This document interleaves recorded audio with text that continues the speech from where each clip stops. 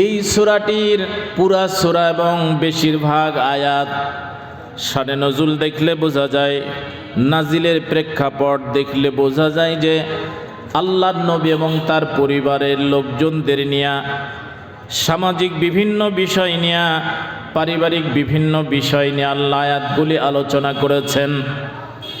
আমার প্রিয় উপস্থিতি, খন্দকের যুদ্ধের সময় হযরত সালমান ফারসি রাদিয়াল্লাহু তাআলা আনহু পরামর্শে মাটি খননের কাজ করেছিলেন। আল্লাহর নবী নিজে ওই দিন নিজের হাতে মাটি খনন করেছিলেন, নিজে পিঠে করে মাথায় করে মাটি বহন করেছিলেন। আমাদের এই রাজশাহীর মতো এত নরম মাটি না। হজ করতে যিনারা গিয়েছেন দেখবেন মক্কা মদিনার অধিকাংশ মাটিগুলি পাথরের মতো, অধিকাংশ পাহাড়গুলি পাথরের মতো। তখন তো এই জাতীয় মেশিন ছিল না, হাত দিয়ে দিয়ে মাটি খনন করেছেন। অনেক সাহাবীরা না খেয়ে আছেন, সাহাবীদেরকে ভাগ করে দিয়েছে, তোমরা এতখানি খনন করবা, তোমরা এতখানি। আল্লাহর নবী নিজেও খনন কাজে অংশগ্রহণ করেছেন। মাটি খনন করতে করতে একজন সাহাবী এসে বলছেন, ইয়া রাসূলুল্লাহ, আমাদেরকে যেই জায়গাটুকুন আপনি ভাগ করে দিয়েছেন, খনন করতে গিয়া দেখি সেখানে বিশাল বড় একটা পাথর। এই পাথর আমরা ভাঙতেও পারি না, বড় হওয়ার কারণে পাথরটা উঠাতেও পারি না। আল্লাহর নবী বললেন, আমার সাহাবীরা চলো দেখি পাথরটা কোথায়। আল্লাহর নবী আসলেন, আসার পর পাথরটা দেখার পর বললেন যে কোদালটা বা কাটার যন্ত্রটা আমার হাতে দাও। আমার প্রিয় নবী কাটার যন্ত্রটা হাতে নিয়ে উপরে উঠে কোপ যখন দিয়েছেন, বিসমিল্লাহ বলে কোপ যখন দিয়েছেন, আল্লাহু আকবার বলে যখন আঘাত করেছেন, লোহা জাতীয় কোনো যন্ত্র দিয়ে পাথরের উপরে আঘাত করার কারণে এই পাথর থেকে একটা আগুনের ছটা বের হলো।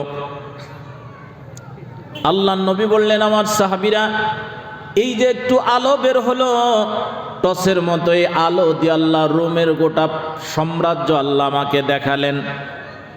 এরপরে আবারও কোপ মারলেন। আল্লাহর নবী বললেন, এবার যে আলো বের হলো তাতে পারস্যের গোটা সাম্রাজ্য আল্লাহ আমাকে দেখালেন। আবারও কোপ দিলেন। আল্লাহর নবী বললেন, সাহাবীরা গোটা সিরিয়ার সাম্রাজ্য আল্লাহ আমাকে দেখালেন। তোমরা কি জানো এই সাম্রাজ্যগুলি আল্লাহ আমাকে কেন দেখালেন? লাইটের মতো করে, টসের মতো করে। আল্লাহর নবীর সাহাবীরা বলছেন, আল্লাহ এবং তার রাসূলই ভালো জানেন। আল্লাহর নবী বললেন, আমার সাহাবীরা এই যে কষ্ট করে মাটি খনন করতেছ, বেশি সময় কষ্ট লাগবে না, অপেক্ষা করো।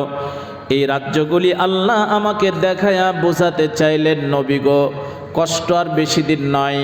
কষ্ট যত বেশি হয়, ইসলামের সূর্য উদিত হওয়ার সময় তত বেশি কাছায় আসে। ও নবী গো, অল্প সময়ের মাধ্যমে রোম আর পারস্য, সিরিয়ার সব পরাশক্তিগুলাকে পরাজিত করে আপনার হাতে আমি বিজয় করে তুলে দিব, বেশি সময় লাগবে না। বলুন সুবহানাল্লাহ। সাহাবী যারা আল্লাহর নবীর কাছ থেকে শুনলেন তারা বলছেন, ইয়া রাসূলুল্লাহ, কথাটা সবাইকে আমরা বলে দেই। আল্লাহর নবী বলছেন, নো প্রবলেম এট অল, ঠিক আছে, সবার কাছে তোমরা ঘোষণা দিতে পারো। আল্লাহর নবীর সাহাবীরা চিন্তা করলেন, নবীজি যেহেতু মিথ্যে বলেন না, আর এত বড় খুশির সংবাদ আমরা সবাইকে জানায় দিই। এবার সবার কাছে গিয়ে বলছেন, আমার প্রিয় ভাইরা মুজাহিদরা শোনো, একটু আগেই আল্লাহর নবী নিজের মুখেই ঘোষণা দিয়েছেন অল্প দিনের মধ্যে রোম বিজয় হবে, পারস্য বিজয় হবে, সিরিয়া বিজয় হবে, আর এই সবগুলি বিজয় করে আল্লাহ মুসলমানদের হাতে তুলে দিবেন। আল্লাহর নবী এই কথাটা নিজেই ঘোষণা দেওয়ার জন্য বলছেন। সুবহানাল্লাহ। সাহাবীরা আনন্দে উদ্বেলিত হলো। মুনাফিকদের মাধ্যমে কথাটা ইহুদিদের কানে গেল। ইহুদিরা তখন বলতে লাগলো, যার নিচে পায়ের নিচে মাটি নাই, কি নাই? অনেক সময় ছোট ছোট দল ও বিজয়ের স্বপ্ন যখন দেখে তখন বলে যে খামাখা মোল্লারা লাফালাফি করে, যাদের ভোট আছে এত %, তারা বিজয় না হয়ে যাদের ভোট নাই, অল্প আছে ভোট, তারা কিভাবে বিজয় হবে, কিভাবে ক্ষমতা যাওয়ার স্বপ্ন দেখে, এরকম বলে না? আমার প্রিয় উপস্থিতি, এই কথা শোনার পর ইহুদি খ্রিস্টানেরা, মুনাফিকরা তখন বলতে লাগলো, হাসাহাসি করতে লাগলো, পায়ের নিচে মাটি নাই, নিজে মাটি খনন করে মদিনার ভিতরে ঢুকতেছে আর রোম পারস্যের বিজয়ের স্বপ্ন অনুসারীদেরকে দেখাচ্ছে। আল্লাহ রাব্বুল আলামিন তখন সূরা আলে ইমরানের 26 নম্বর আয়াতটা সাথে সাথে নাজিল করে জানায় দিলেন, ও নবী আপনি জানায় দেন, বলে দেন, ঘোষণা দেন, যারা টিটকারি মারে তাদেরকে বলেন যে ক্ষমতার চাকা তোমাদের হাতে নাই, বড় কোনো দলের হাতে নাই, ক্ষমতার চাকা, ক্ষমতার সুইচ যার কাছে আছে তিনি কে? কুলিল্লাহুম্মা মালিকাল মুলকি তুতিল মুলকা মা তাশাউ ওয়া তানজিউল মুলকা মিম্মান তাশাউ ওয়া তুইজ্জু মান তাশাউ ওয়া তুযিল্লু মান তাশাউ বিয়াদিকাল খায়র। এ নবী আপনি ঘোষণা করে দেন, আপনি জানায় দেন ক্ষমতার মালিক কে? জোরে বলুন, ক্ষমতার মালিক কে? বাংলাদেশে কে? আমরা না? বাংলাদেশে আমরা, কারণ আমরা লিখে রাখছি সংবিধানে সার্বভৌমত্বের মালিক, ক্ষমতার মালিক জনগণ। লিখে রাখিনি? সংবিধানে লেখা নাই? কথা বলে না কেন, লেখা নাই? জামাতে ইসলাম তাদের গঠনতন্ত্রে লেখেনি, এই জন্য জামাতের লাইসেন্স নাই, তাই না? যে তোমরা এই কথা কেন লেখছো, তার মানে বাকি সারা দেশের মানুষ নামাজিরা আমরা, আপনারা চুপ ছিলাম, তাহলে বোঝা গেল জামাত ইসলামের ক্ষমতার মালিক আল্লাহর, বাকিগুলার ক্ষমতার মালিক জনগণ। হ্যাঁ, তো শিরপূর্ণ কথা লিখলো, কই বললেন না তো যেটা শিরিক। এই মুশরিক যারা, আল্লাহ বললেন ইন্নাল্লাহা লা ইয়াগফিরু আন ইউশরাকা বিহি ওয়া ইয়াগফিরু মা দুনা যালিকা লিমান ইয়াশা। যারা সংবিধানে এত বড় একটা শিরিক লিখে থুয়ে নামাজ পড়ে, আল্লাহ বললেন তোর নামাজ তুমি থও, তোমার নামাজের আমার দরকার নাই, আমি সব ক্ষমা করতে পারি, কিন্তু শিরিক ক্ষমা করি নো, ক্ষমা করি না। এটা নিয়ম না, এটা আইন নাই। আল্লাহ যদিও গফুর, রহমান, রহিম, আল্লাহ বললেন মুশরিকের জন্য আমি গফুরও না, রহমানও না, রহিমও না, ওয়া কানা বিল মুমিনিনা রহিমা, আমি মুমিনদের জন্য রহিম। তো তুমি মুমিন দাবি করে কি করে এত বড় শিরিক তুমি একেবারে সংবিধান আকারে পাশ করে লিখে রাখে, এত বড় একটা শিরিক আছে, কোনোদিন তুমি প্রতিবাদ করনি। আমার প্রিয় উপস্থিতি, সুতরাং ক্ষমতার মালিক জনগণ হোক, নিজের হোক, কোন দলের হোক, দাবি যারা করে তারা কাফের। তারা কি? কাফের।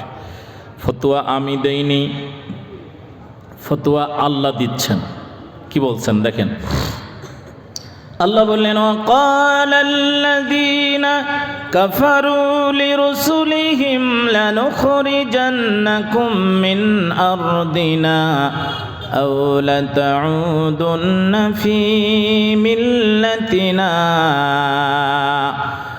কাফেরদেরকে আল্লাহ বললেন, কাফেরদেরকে আমি যখন ক্ষমতা দেই, ক্ষমতার চেয়ারে বসার পর ওরা তখন ক্ষমতার মালিকানা দাবি করে, জমিনের মালিকানা দাবি করে, এবং নবী আর নবীর সাথীদেরকে তখন বলতে থাকে লানুখরিজান্নাকুম মিন আরদিনা, অবশ্যই আমাদের দেশ থেকে তোমাদের বের করে দিব, তোমাদের দেশ আলাদা, এটা আমার বাপদাদার দেশ।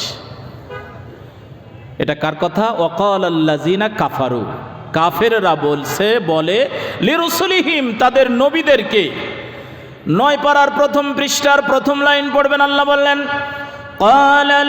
মালাউ আল্লাযীনা ইসতাকবারু মিন কওমিহি লানুখরিজান্নাকা ইয়া শুআইবু ওয়াল্লাযীনা আমানু মা'আকা মিন ক্বরয়াতিনা আও লাতাউদুন্না ফী মিল্লাতিনা قال أولو كنا كارهين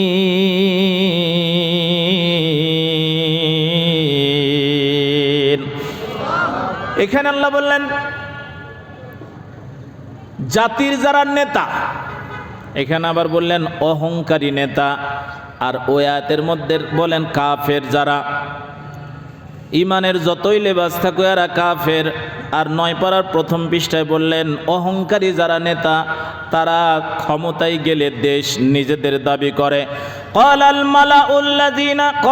মালাউ মিন কওমিহি, অহংকারী নেতারা কর্মীদেরকে আল্লাহ রাব্বুল আলামিন বললেন অনুসারীদেরকে বলল লানুখরিজান্নাকা, নবী শুআইব আলাইহিস সালামকে ডাক দেয়া বলল লানুখরিজান্নাকা ইয়া শুআইব, এ শুআইব তোমাকে আমাদের দেশ থেকে বের করে দেব, আমাদের জমিন থেকে বের করে দেব, এবং তোমার সাথে যারা ঈমান এনেছে তোমার দলবলের সবগুলা বের করে দিব। আওলা তাউদুন্না ফি মিল্লাতিনা, এ দেশে যদি থাকতে চাও তাহলে আমাদের দল কইরা থাকতে। ওনাদের দল করলে সমস্যা নাই, আল্লাহর দল করলে দেশে জায়গা নাই, এমন দল বাংলাদেশে আছে? আছে? আল্লাহ রাব্বুল আলামিন বললেন যখন কাফেররা এইভাবে করে নবীদেরকে হুমকি দেয়, ইমানদারদের হুমকি দেয়, আল্লাহ বললেন তোমাদের জবাব দেওয়া লাগবে না, কারণ জবাব দিলেও তোমাদের বিপদ। তবে জবাবটা আমার রব কোরআন কারীমে রেখে দিয়ে বলছেন গোলাম তোমাদের পক্ষ হয়ে আমি জবাব দিলাম, লিখে রাখো। আল্লাহ বললেন ফাআওহা ইলাইহিম রাব্বুহুম লানুহলিকান্নাজ জালিমিন।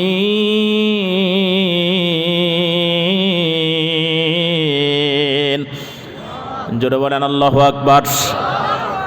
ফাআওহা ইলাইহিম রাব্বুহুম, তাদের রব তখন তাদের কাছে ওহী করে জানায় দিলেন চিন্তা করো না, ওরা কারে কারে দেশ থেকে বের করবে নাম লিস্ট করে, কারে কারে হত্যা করবে নাম লিস্ট করে। আল্লাহ বললেন ওদের মনে রাখা উচিত ওরা শুধু একাই মিটিং করে না, আমার আদালত আছে, আমি আমার আদালতে বসে সিদ্ধান্ত পাকা করে ফেলেছি। সুবহানাল্লাহ। আল্লাহ বললেন সিদ্ধান্ত হলো নবীগো শুনে রাখেন, ফাআওহা ইলাইহিম রাব্বুহুম লানুহলিকান্নাজ জালিমিন।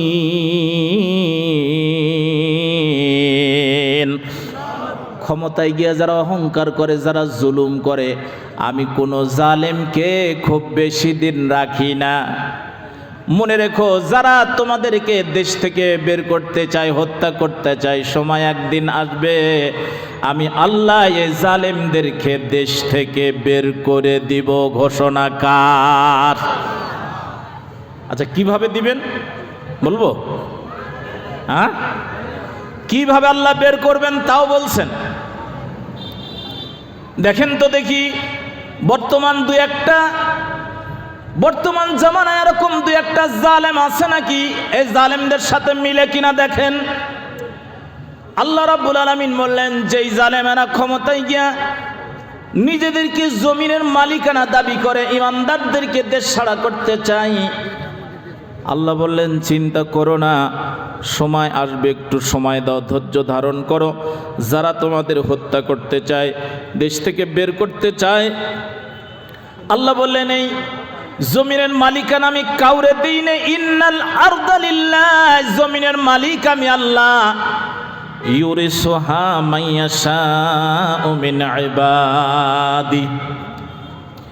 ফেরাউনের মতো জালেমরা মনে করে আমরা কোনোদিন এই চেয়ার থেকে নামবো না।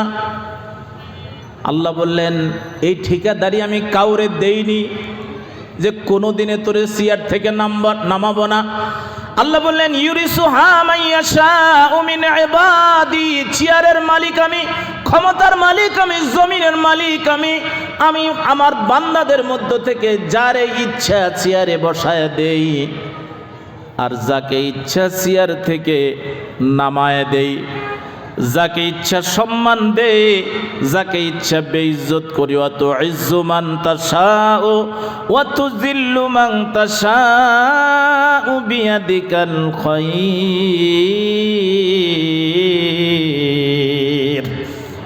সব কল্যাণ কার হাতে? আল্লাহ বললেন আমি কেমন করে ধরি দেখো। আল্লাহ শুরুতে বললেন ধরার নিয়মটা হলো আমি সহজে ধরি না, যেদিন ধরি সেদিন গোষ্ঠীর দলের কাউরে ছাড়ি। আল্লাহ কি বলছেন? ইন্না বাতশা রাব্বিকা লাশাদীদুন ইন্নাহু হুয়া ইউবদিউ ওয়া ইউঈদ।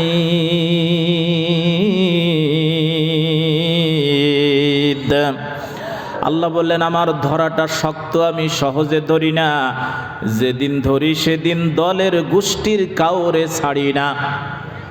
আল্লাহ দল আর গোষ্ঠী বলেই উল্লেখ করছেন।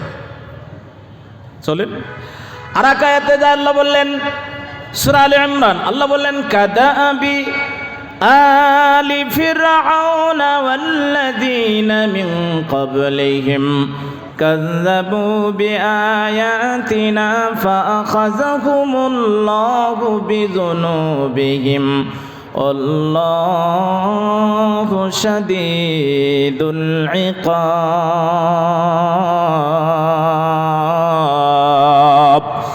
জোরে বলুন আল্লাহু আকবার। আল্লাহ বললেন ইমানদাররা তোমরা কি ভুলে গেছো? মন খারাপ কেন? হতাশাও কেন? নিরাশাও কেন? আমি কি কাদাবি আলি ফিরআউন, ফেরাউনের গোটা দলকে কি ধরি নাই? আল শব্দের অর্থ হলো গোটা গোষ্ঠী, গোটা দল। আর আরবিতে আরেকটা শব্দ আছে আহাল। আহাল শব্দের অর্থ হচ্ছে পরিবারকে বোঝাতে সাধারণত ব্যবহার হয়েছে। প্রায় 14 জায়গায় এই আল শব্দটা ব্যবহার হয়েছে কোরআন মজিদে। প্রত্যেকটা জায়গায় আল্লাহ গোটা দলকে বোঝাতে ব্যবহার করেছেন, তার মধ্যে এখানে একটা। আল্লাহ বলেন কাদা আবি আলি ফিরআউন, আমি কি ফেরাউনের দলকে ধরি নাই? কেন আলটা ব্যবহার করলেন? এই জন্য ব্যবহার করলেন যে ফেরাউনের দরবারে যারা মন্ত্রী ছিল, এরপর ফেরাউনের সেনাবাহিনীতে, পুলিশ বাহিনীতে চাকরি করত। ফেরাউন যদি বলতো যে ইউযাব্বিহুনা আবনাকুম, এই বনি ইসরাইলদের ঘরে ঘরে যা, ছেলে পালিয়ে জবাই করবি, দেখা মাত্র মায়ের কোলে ছেলে সন্তান দেখা মাত্রই জবাই করবি, এই আইন করার সাথে সাথে কেউ বলল না, যা মন্ত্রী পরিষদের কেউ বলল না যে নেতাজি এই যে আইন করলেন মানুষ জবাই করার, এটা কোনো আইন হলো? সবাই বলল যে নেতাজি ঠিক আছে, আপনি একটা ঠিক আইন করেছেন। এরপর সেনাবাহিনী, পুলিশ বাহিনী ফেরাউনের, এরা তখন দেখা মাত্রই ধরে ধরে জবাই করে। ধর ধর বনি ইসরাইল, ধর ধরে ধরে জবাই কর। ওই বনি ইসরাইলের হিংস্র জাতির মতো আমাদের সমাজেও এমন স্লোগান আছে না? না, ধর ধর, হুজুর ধর, জামাত ধর, শিবির ধর, ধরে ধরে জবাই কর, সকাল বিকাল নাস্তা কর। আল্লাহ বসে গোলাম তোরে মানুষ জবাই করতে পাঠাইছি, আর দুনিয়াত কাম পাসনি। কুনতুম খায়রা উম্মাহ উখরিজাত লিন-নাস, তোমরা শ্রেষ্ঠ উম্মত, শ্রেষ্ঠ জাতি। উখরিজাত লিন-নাস, মানুষের কল্যাণের জন্য তোদের সৃষ্টি করেছি, আর মানুষ ধরে জবাই করার স্লোগান দিচ্ছ। তা'মুরুনা বিল মা'রুফ, তোমরা সৎ কাজের আদেশ দিবে। সৎ কাজের আদেশ কোথায় দিবে? অসৎ কাজের নিষেধ তোমরা কোথায় করবে? তোমরা নিজেরাই অসৎ কাজ চালু করো, অসৎ কাজের লাইসেন্স দাও, অনুমোদন দাও। তোমরা পতিতালয়ের লাইসেন্স দাও, তোমরা জেনার লাইসেন্স দাও, মদ বিক্রি করার লাইসেন্স দাও, সুদের টাকা লেনদেনের লাইসেন্স তোমাদের হাতে হয়। আর তোমরা মসজিদে গিয়া হুজুরক টাকা 500 দিয়া বলেন হুজুর আমার গোষ্ঠী শুদ্ধা জান্নাত দেওয়া লাগবে, আরো 500 টাকা দেন। মসজিদ আছে না, এবার আরো 500 বাড়ায় দিয়ে বলছে হুজুর তাহলে একবারে দোয়া পুরাটাই করে দেন। কয় গোষ্ঠী শুদ্ধ জান্নাত দেব। আল্লাহ বলছে তোকে জান্নাতের ঠিকাদারি দিছি মৌলবি। ওই সুদের লাইসেন্স দেয়, ওই ঘুষের লাইসেন্স, ঘুষ প্রতিদিন খায়। ওই যে মানুষের পুকুরের মাছ মেরে খায়, বরেন্দ্র দ্বীপের চাবি দখল করে নেয়। আর তুমি দোয়া করতেছ গোষ্ঠী শুদ্ধ জান্নাত দিতে, টাকা 1000 পাইছো, ওইটা নিয়ে খাও, জান্নাতের ঠিকাদারি তোমার দেইনি। আমার প্রিয় উপস্থিতি খেয়াল করেন, আল বলে যে দলকে বুঝালেন, আমি আর একটা উদাহরণ দিলে আপনারা আরো সুন্দর বুঝবেন। আমরা মনে করি যে দল পার্টি ইমামতি করতে গেলে কয় হুজুর কোনো দল টল করেন নাকি? হুজুর আমরাও তখন চাকরি নেওয়ার জন্য বলি যে না স্যার আমি কোনো দল পার্টি করি না, আমি তেলা হুজুর। তখন বলছে না হুজুর এখানে আমাদের সর্বদলীয় মসজিদ তো। আল্লাহর নবী বললেন আমার উম্মতের লোকেরা 73 দলে বিভক্ত হবে। কয় দলে? আর হুজুর বলতেছে আমি দল করি না। আল্লাহর নবী বললেন ওটাও এক দল, ওই তেল এক দল আর কি। আমি ওটার নাম দিয়েছি তেলা। কোনো দিকে নাই, গুলালুর দল। ওই ঝোল বানান, ভর্তা বানান, ভাজি বানান, চচ্চড়ি বানান, যাতে বানাবেন তাতেই চলবে। ওই হুজুর যদি দেখি, আমরা যদি দেখি ডান দিকে সভাপতি মুয়াজ্জিন বসে, হুজুর এই সভাপতি, এর কারণে এক ইমামের চাকরি চলে গেছে। কয় কেন রে? কয় সভাপতি এমন এক জায়গায় চাকরি করে, বেতন হলো 30,000, মাসে কামাই হয় 3 লাখ টাকা। ওরে আল্লাহ, শয়তানেও হিসাব মিলাতে পারে না। এর কাগজ কলমে বেতন 30,000, মাসে কামাই কেমনে 3 লাখ? তার মানে হুজুর বুঝে ফেলছে ঘুষ অল্প নেয়। এরপরে বলছে যে স্যার এই সেক্রেটারি, তোমার সেক্রেটারি কি করে? কয় মসজিদের পাশেই বাজারে সুদের অফিস, সমিতি, খালি টাকা যায় আসবে, ধার দিবে, মাসে মাসে খালি টাকা দিবে, সুদ হবে না, আসল টাকা বাড়তেই থাকবে। এরকম সুফি সুদারু রাজশাহীতে আছে, নামাজি সুদারু আছে কম, রাজশাহীতে কম। এরপরে বলছে যে তাইলে তো মুশকিল। কয় সেক্রেটারি একজনের চাকরি খাইছে, কারণ সুদের ওয়াজ করছে। সেক্রেটারি আইসা বলছে যে হুজুর চলে না। এরপর ক্যাশিয়ারের বায়োডাটা নিচ্ছে। ক্যাশিয়ার কয় 4টা মেয়ে কখন যে কার সাথে চলে যায়, 8 দিন পর আবার আসে, আবার নিরুদ্দেশ হয়, আবার ফিরে আসে, বিয়ে করে আবার প্রশাসন দিয়ে জোর করে তুলে নিয়ে আসে। এগুলা করতেই থাকে। পর্দার ওয়াজ চলবে না, এরপরে ঘুষের ওয়াজ চলবে না, সুদের ওয়াজ চলবে না। ডান দিকে সভাপতি, বাম দিকে সেক্রেটারি, সামনে ক্যাশিয়ার। তারপর সামনে ইলেকশন করবে নেতাজি, আবার চাদরটা 2 কাঁধের উপরে ফালাইয়া দিয়ে করে গলা খাকড় দিয়ে বলছে হুজুর দোয়া করে দিয়েন, সামনে নির্বাচন, যদি এমপি হয়ে যায় মসজিদের একটা কিছু করিয়া ফেলবো। চিন্তা করতেছে, তার মানে বুঝাতে চাচ্ছে রাজনীতির কথা বলা চলবে না। তখন আমরা চিন্তা করছি কি করা যায়। এবার আমরা একটা তেলতেলে ওয়াজ বের করে ফেলছি, ভাইরা আমার যাহা করেন করেন ভাইজান, নামাজ সাইডেন না, হায়া মাশাআল্লাহ। সভাপতি নামাজ শেষ করে আইসা বলছে, মুয়াজ্জিনকে বলতেছে যে এ দরখাস্ত করছে, এই হুজুরের নাম কিরে? অমুক। কয় নম্বর? 5 নম্বর। কছে ঠিক দে। আর বেতন কত দেওয়া হতো? কয় স্যার 7,000 ছিল আগের জনের।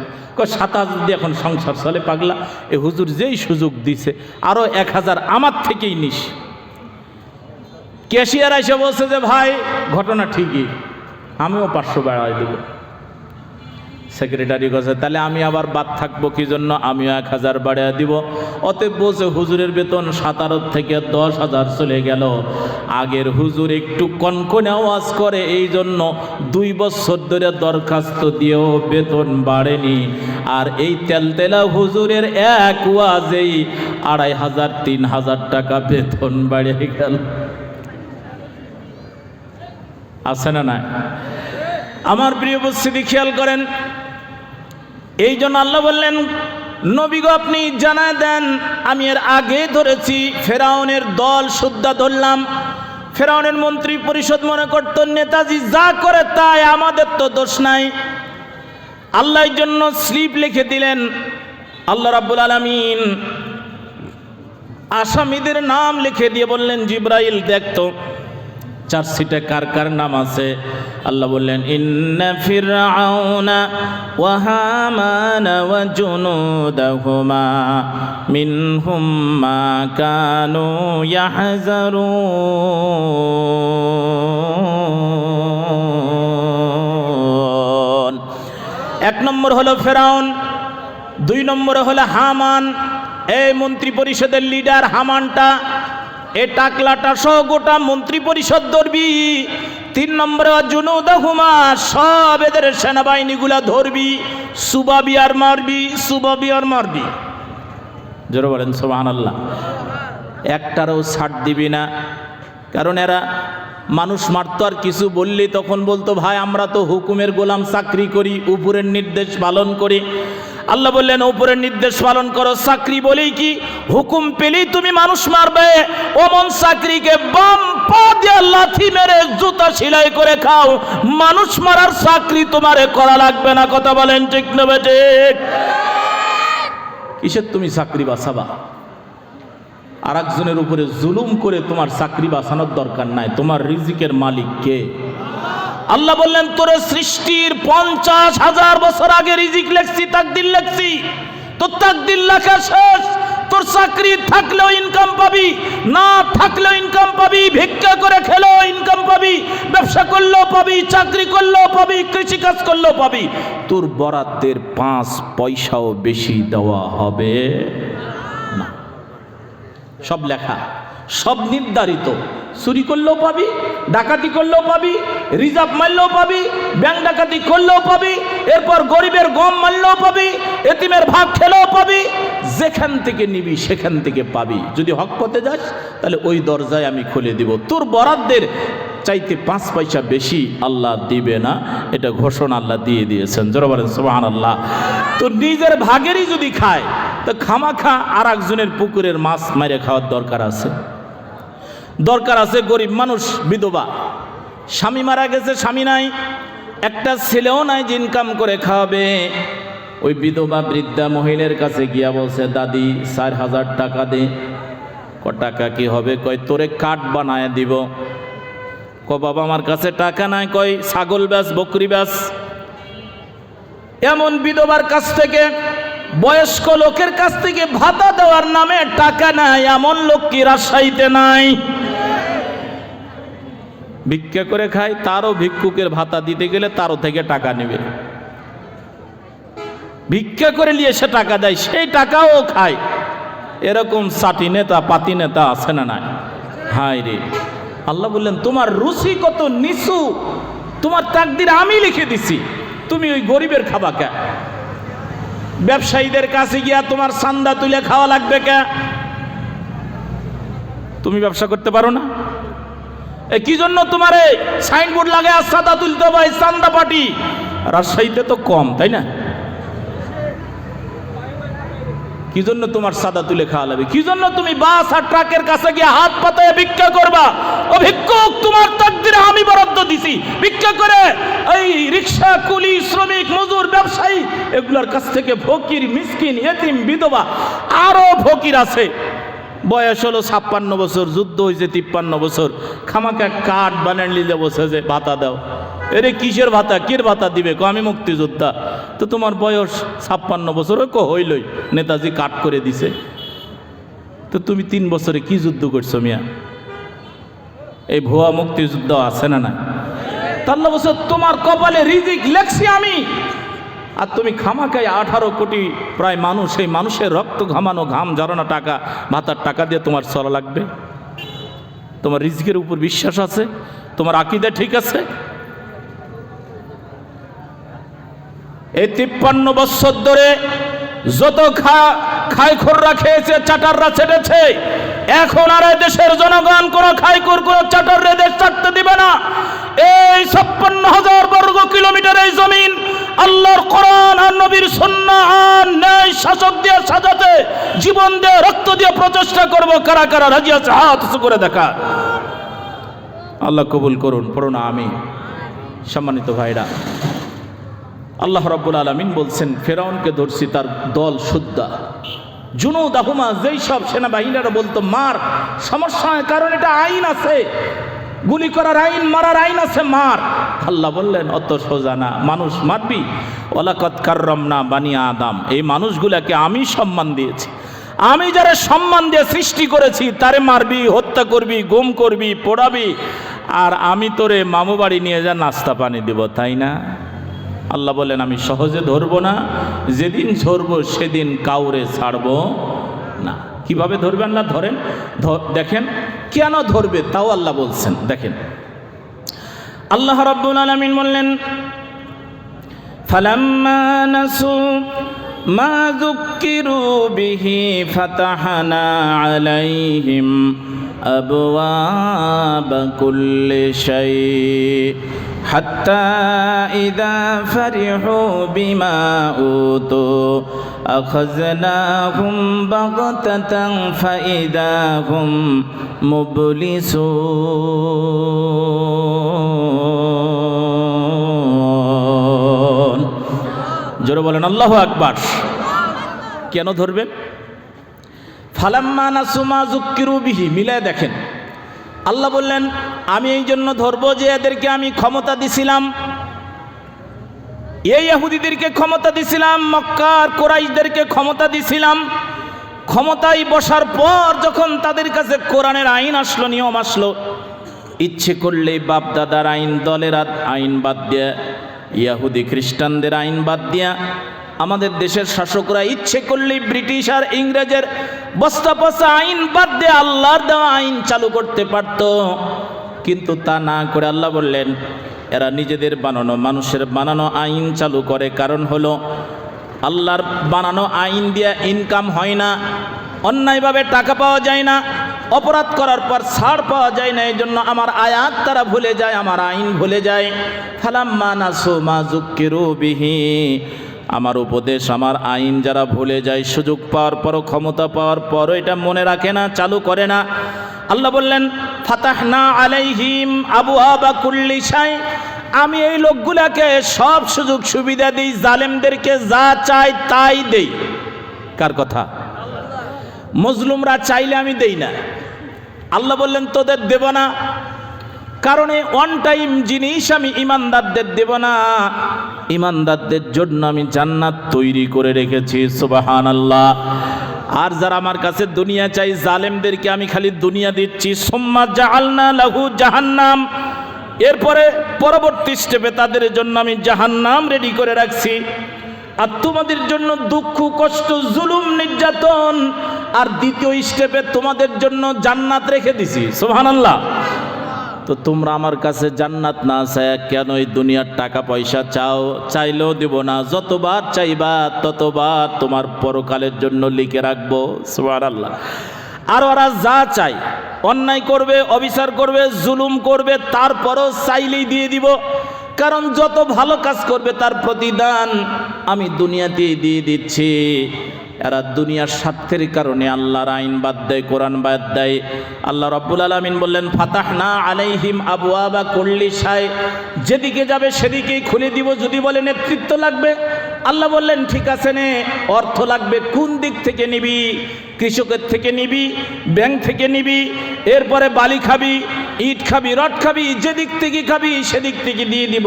তারই লাগবে, আল্লাহ বললেন তারি খা, গাঁজা খাইয়া বা চাচা মামা ফুবা সবই খা।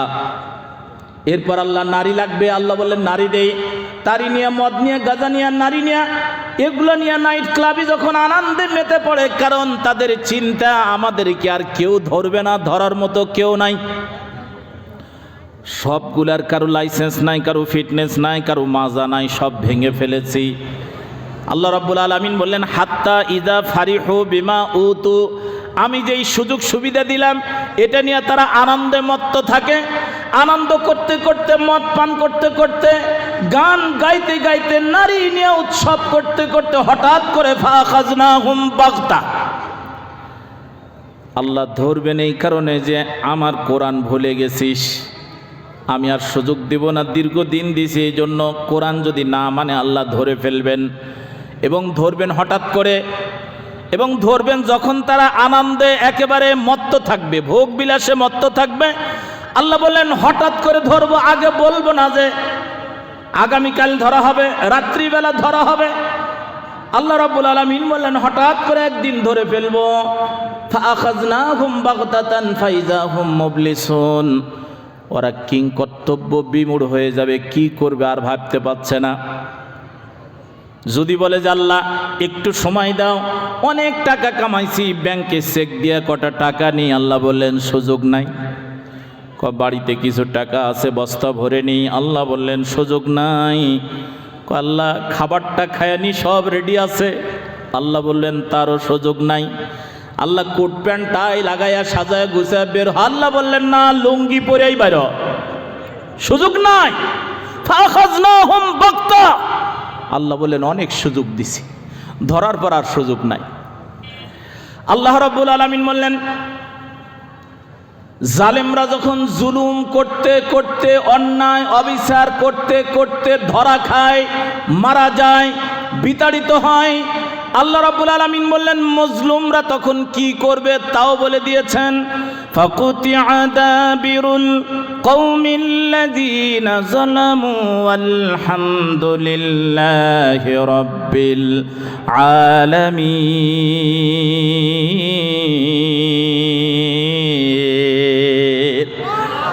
জালেমরা ধরা খাইলে, মারা পড়লে, মারা গেলে আলহামদুলিল্লাহ বলবে, এই নির্দেশ, এই নিয়ম কার? আমি বানিয়ে বলিনি, আমার রব বলছেন যে আমি জালেমদের শিকড় যখন কেটে দিই, জালেম যখন উৎখাত করি, তখন মজলুমরা শুকরিয়া আদায় করবা, কারণ এই জালেমকে হটাবার শক্তি তোমাদের ছিল না। তোমাদের দীর্ঘদিনের চোখের পানি, মজলুমদের চোখের পানি, সন্তানহারা মায়ের চোখের পানি, যেই নামাজে পড়ার আগে, মাটিতে পড়ার আগে আমার আরশে আজিম তপ্তর করে কাঁপে, এ জমিন কাঁপে, আর বলে আমরা লোড নিতে পারছি না। আল্লাহ এতিম সন্তানের, বাবাহারা সন্তানের চোখের পানি আমি লোড নিতে পারছি না। সন্তানহারা মায়ের চোখের পানি আমার কলিজার উপরে, বুকের উপরে পড়ছে, আল্লাহ আমি আর ভার বহন করতে পারছি না, আমাকে হুকুম দাও, এই জালেমদেরকে আমি ভেতরে ঢুকায় ফেলি। আল্লাহ বলেন অপেক্ষা কর, আমি সহজে ধরবো না, একটু ছাড় দিয়ে ধরি, যেদিন ধরবো সেদিন দেখবি গোষ্ঠীর কাউরে, দলের কাউরে ছাড়বো। এরপরে মজলুমরা শুকরিয়া আদায় করবে, কিন্তু আমাদের নিয়ম আলাদা। জালেম বিদায় হলে মজলুমদের কেউ কেউ আবার দৌড় দিয়ে যায়, পুকুর দখল করে, কয় ডিবের চাবি দে, কয় এতদিন তোরা খাইছি, এখন আমরা খাব। এরকম লোক রাজশাহীতে নাই, আছে? আশ্চর্য কথা, এতদিন বলে ওরা খাইছে। এই জনগণ কি তোমাদেরকে খাওয়ানোর জন্য দায়িত্ব নিয়ে আসছে আল্লাহর কাছে? না, তোমাদেরকে খাওয়ানোর দায়িত্ব আল্লাহু হুয়ার রাজ্জাকু যুল কুওয়াতিল মাতিন। রিজিকের মালিক তো আল্লাহ, তো জনগণ থেকে খাতে চাও কে? একজন একটা গল্প করছিল যে ওই ডাউল রান্না করছে, তো ডাউলের মধ্যে আম দিছে, কেটে কেটে আম দিছে, ওই ডাউলটাকে একটু টক করার জন্য, এটা আলাদা একটা স্বাদ আসে। তো ডাউল বাটিতে করে